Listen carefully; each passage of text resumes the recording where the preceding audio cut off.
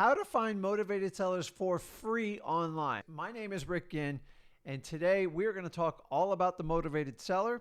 So if you've never dealt with it before, it's the perfect video. I'm going to teach you where to go, how to find them, what plan to choose, and how to connect with these motivated sellers. But before I get into it, do me a favor, smash that like button, hit that subscribe button to continue to receive the best information on wholesaling to date. So let's talk about it. Motivated sellers. What do you mean when you say motivated sellers, Rick? Well, motivated sellers is a coin term. And the simplest way to boil it down is there's really only two types of sellers in the market. Number one are people who want to sell their house, meaning they want to sell it. They want to get top dollar. They're typically going to deal with like a real estate agent.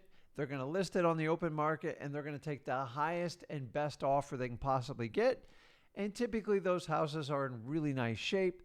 And quite frankly, they belong with a realtor. Let them deal with that stuff. There's inspections. There's financing contingencies. There's a lot of stuff that goes with it. Remember, the higher the price you get on a property, the more things have to happen perfectly. Now, that describes probably 90 to 95% of sellers on the market.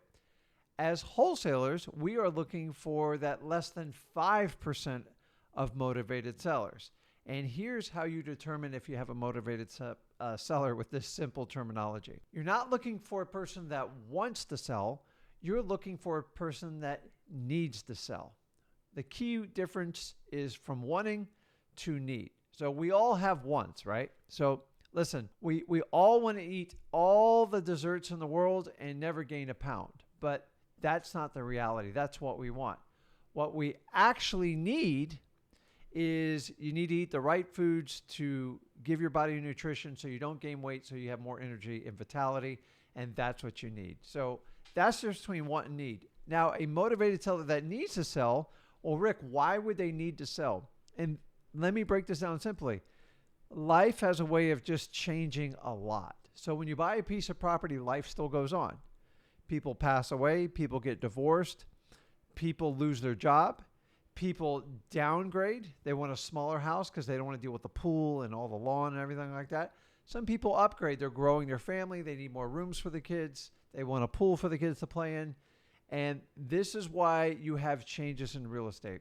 And when you switch from that want to the need, it's a completely different mentality. Yes, a lot of people buy houses. Number one, they shouldn't be buying.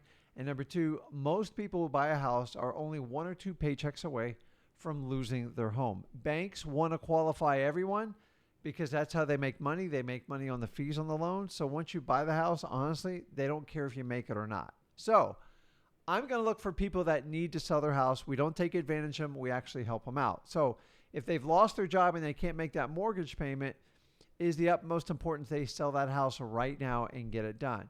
Most people know that if they have some sort of constraint, meaning they need to sell the house, they're going to take whatever offer makes sense right then and there. They don't have 3 to 6 months to wait. So finding someone that needs to sell their house, they're behind in payments, maybe they're in foreclosure, maybe somebody passed away in the family and they need to get rid of the house. This is what we call a motivated sellers. Motivated sellers are much easier to work with, meaning they're going to make a faster decision when they decide to sell their house. So many beginner wholesalers start to try to focus on people that want to sell their house. And I get it. It's a bigger crowd. It's 95%. But if you continue chasing those people that want to, you're going to drive yourself nuts. You're not going to make any money and you'll burn out of this business faster than you even started at it. So I need you guys to focus on motivated sellers that need to sell their house, that don't want to sell their house. Once you make that distinction, you can now move forward and find these motivated sellers. So your next question is like, Rick, how do we find these motivated sellers? And it's real simple. The first thing we need to do is compile a list of what we call prospects of motivated sellers. And I'm going to go into detail on the types of lists that I would want you to pull to get started. And then the next thing is we have to pick a marketing channel. This is taking that list, your prospect list, and using some sort of medium to address these sellers, to get in contact with them, to see if they have interest in selling their properties. And so once you establish the list, you're going to do a marketing medium. And that's the first process when you're chasing down motivated sellers. So let's jump back. I talked about the list, and the list is crucial. So you're going to get a list of prospects. You're like, okay, Rick, where do I go for this? Remember, we're looking for free avenues to get you started. Maybe your funds are limited and you're going to use your hustle muscle, and I love you for doing that. So we need to go out and find free lists. So the basic lists that you want to go out there and find are what we call government lists. And these are lists that derive from your county courthouse steps. And these are people in some sort of legal process with their property, usually not by their choice. And it's going to force them to have the need to sell their house, not want to sell their house. So let me go over the list that I would want you to jump on right away, the ones for free that are going to give you the best chances of dealing with a motivated seller. So the first one we want to do is probably one of my favorites. It's called a probate list. And that can be done at your county courthouse level. Just look for the probate courts. And you want to get a list of all the open cases, the newer ones, the better. And probate is simply the process when somebody passes away that the courts go through the will to make sure that their assets are passed down to the correct heirs, usually family members. And what they do is put one person in charge, usually a responsible party, that the deceased is pre-appointed before they died. And then their job is to disperse their assets according to the will if there's a will in place. For that reason, probates are phenomenal. They are great because typically the houses are vacant, which makes them really easy to sell. And a lot of probate houses, because you're dealing with people in the final stages of their life, that a lot of these houses need a lot of fix-up work, a lot of maintenance work, because when the person's elderly, they concentrate on the quality of life. Nobody cares what the house looks like. So when they pass away, that's when a lot of times all the decisions have to be made on the property. Probates are wonderful. You get great deals on them. They're vacant and they're pretty easy to sell. And for that reason, go get your probate list. That's the first one I would do. The next one, you're going to go to your city level. Some of it might be county. It's city or county. And you're looking for your building department, and you're looking for one called code violations. And code violations has been a mainstay of my wholesaling operation since 2003. Code violation is basically a list of violators that are not following code on how they need to keep their properties kept. Let me give you an example. If you do not mow your lawn, and usually if it gets 12 inches or higher, you are in violation of city codes or county codes, and they're going to give you a notice. Now, how do they know it is? Your neighbors either report you. Sometimes a code violation officer just drives around looking for violations.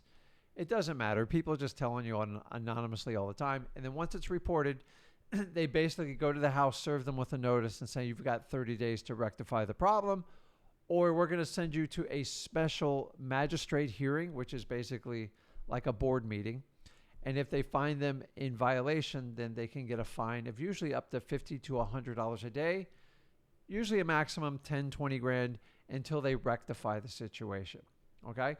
Not only to go for grass, if the property's kept in very poor shape, meaning there's a lot of mold going around it, if there's blue tarps covering the roof, that eventually gets in violation. Listen, you can do anything temporarily to fix a problem, but eventually, if the roof is bad, you have to replace it. If the lawnmower's died, eventually you have to replace that, cut the lawn. The idea of code violations is to keep everyone's property values in a line and keep everyone safe.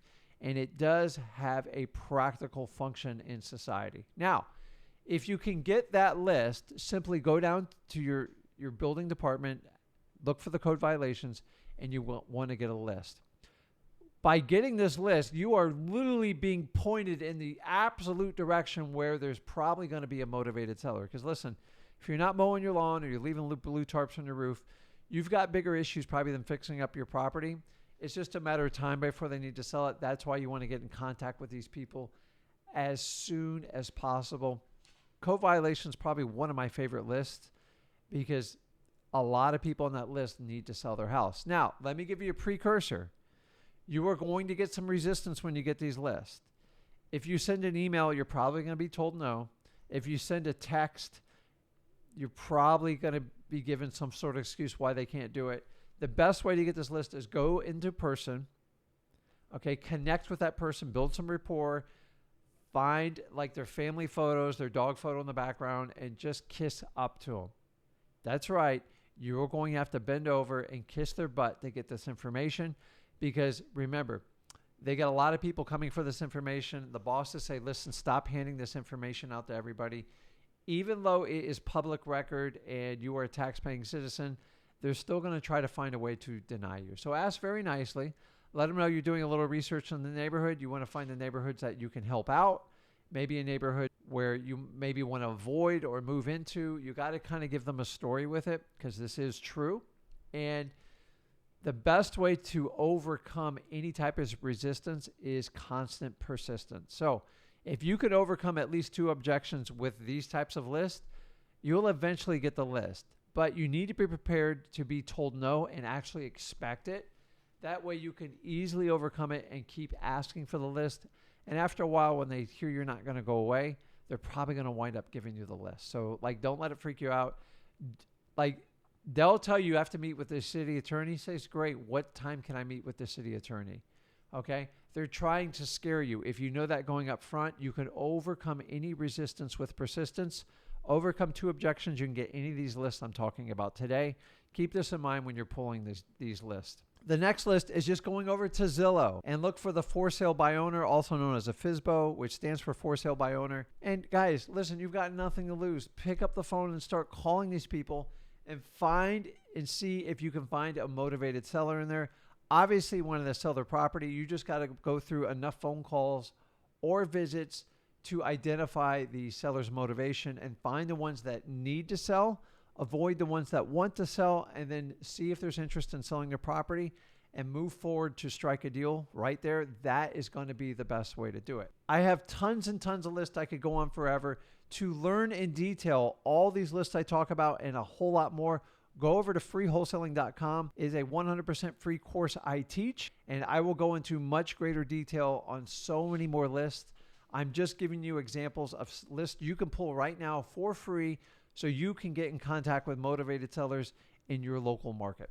The next one, we talk about the list. Let's talk about the channels on how we can connect with these motivated sellers. Now remember, a channel is just a vehicle in which you reach out to motivated sellers. It can either be by foot, it can be by phone, it can be by mail, whatever you choose. Some people even do TV and radio. We're not going to do any of that.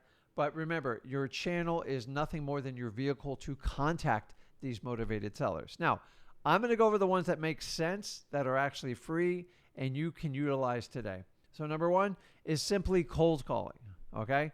All you have to do is, once you get these sellers' information, you need to pull their name and number, and then you can go over to truepeoplesearch.com, and you want to pull out their phone number, okay? Once you get the phone number, you can do a method which we call cold calling. And without using a dial or without making it complicated, without using your own cell phone, you can simply go in and use Google Voice. Register, get a free account, get rid of like the introduction, this is Google Voice in there, and make it very neutral. And then you can dial straight from your computer. You can dial from your cell phone, and you'll have an anonymous number because you don't want to give them out your cell number. And then reach out to these people and try to find the ones that need to sell their house, the ones that don't want to sell their house. This is going to be the best way to reach out to these people, especially if you're on a limited budget. And honestly, it is free. So why not go through? It's going to take you some time to get these phone numbers. Use the Google Voice. But your idea is to connect with motivated sellers that need to sell their house, and then see what kind of interest they have in selling the house. And then once you find a match, you just have to help them solve their problems. And then the idea is to write a contract so you can sell that contract. Now we have our list, we have our channel. This is the part where you actually have to put an action plan in together. And the biggest thing I can emphasize to you is the word action. You can write out all the plans you want. If you're not going to take action, this is not going to work. The first thing you do is pull your list. That's going to be your first action plan. Once you get your list, go down to these government agencies and get these lists. These lists are going to give you the highest motivation factors to find people that need to sell their house. Once you have these lists, you're going to pick your marketing method, your channel, which I recommend if you're starting out, just cold calling. You're going to skip trace the owner, which means you need to get their phone number. And once you have their phone number, just reach out on the phone using a free Google Voice and just find out, hey, are you the owner of this property? Yes. Do you have any interest in selling 123 USA Main Street? That's it. Remember, cold calling is about disqualifying more than qualifying. Probably 8 or 9 out of 10 are not going to be a good fit. And so make sure you get through these phone calls as fast as possible to learn how to do cold calling, to learn scripts, to learn conversations, to learn the 4 qualifying questions. Go over to freewholesaling.com. We teach it in grave detail, like very, very, very deep details with my 20 years plus experience. My son's got 5 years experience doing this well. We want you to be successful wholesalers. And by going over to freewholesaling.com, I'll go into much more depth on how to implement these plans and give you much more lists. And guys, the key here is you need to connect with motivated sellers that need to sell their house. You have to understand this fundamental of wholesaling. Without it, you are not wholesaling. You're doing everything else other than wholesaling. If your true interest is wholesaling to minimize your risk and maximize your returns, you need to find motivated sellers. So guys, tell me, are you using these methods so you can find motivated sellers? Let me know in the comments. Be sure to smash that like button, hit that subscribe button, and I'll see you in the next video. Thanks, guys.